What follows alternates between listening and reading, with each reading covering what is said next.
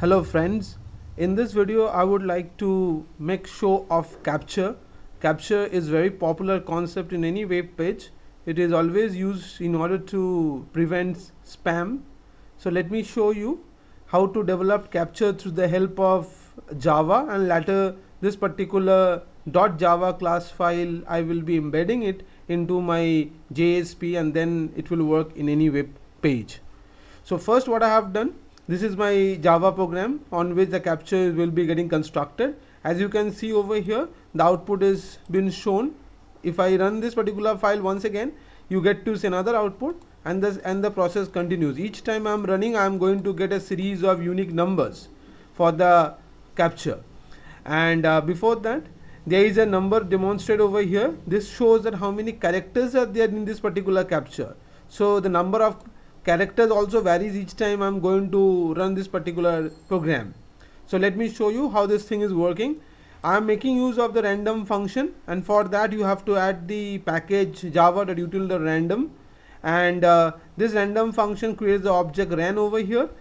In this particular statement, the number that will be generated by the rand function, I'm going for the modulo of 3, and after that a particular number I'm going to get. Now it's not necessary that the number will be there, like for this case it is 8. That means the number that came out of this particular operation was 1, and then plus 7 made it 8.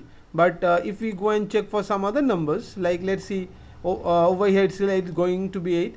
Now see, over here it's 7. That means this particular function couldn't produce any output after the modulo operation, which resulted in a 0. So 7 plus 0 was 0 over here, and that got printed over here. And then, so this is the first time I'm using the rand function in this particular program, but random function is going to be used again and again. We will see in this part of the code. Now we are going to invoke a object of in the form of string buffer. As you know that string buffer is more preferable than string, because we want to append the content of the string. As you saw over here, the output that came, it consists of series of alphabet along with numbers in form of upper and lower case.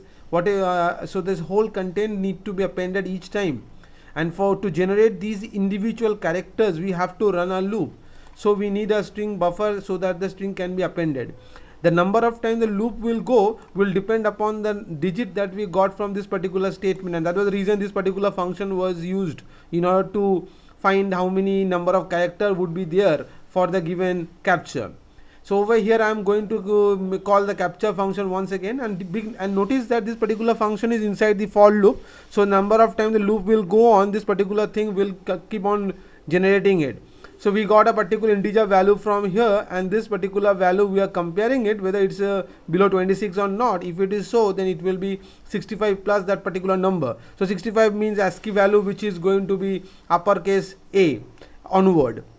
If the number is in between 52 or below 52, then in that case 97 plus the given number. So this is going to be in the range of lowercase a. Otherwise it would be in the range of 48 and above. That's going to be from 0, which is the ASCII value for any numeric digit. So whole thing that was got generated over here is a particular number. Now we need to go for typecasting, because we have to store the content inside a string buffer. So we went for the typecasting, and that's the typecasting done over here. And then with the help of the append function, which will insert each alphabet or number into this particular series each time the loop goes on inside this string buffer. So number of time the character that is over here as we got it, so that means number of time the loop will go on, and as a result we will generate the string, and finally the string is going to be returned back to the program that has given a call, and the call came from the main function. Main function has given a call to this particular function call caps. So call caps was responsible for calling this particular create capturer, and the output was shown over here, and that's what we are seeing right over here. So this is a normal Java program for generating a capture, but this particular capture program I have to embed it into my JSP. So let's go to the JSP part now. I have made a class file over here inside the package demo underscore connection, so that this particular code is right now inside the package, and from here I will be giving a call to the JSP page. Let me show you that also. So this is my JSP page which will give a call to this. So over here the package has been added, the code snippet has been added over here. That is the name of the package, this is the name of the class file inside which I have my function that would be given the call. So the function is over here. So create capture, this particular function will be over here. So let me show you. Now over here the class name and the function name is been called. That particular capture which was generated got unstored in this particular variable s, and that what been displayed over here. Let me show you the JSP page once, then you will be able to follow. Let me run it in the browser. As you can see, it is working, and here comes my output. So this is the capture that got generated. So this particular capture you can see right from here.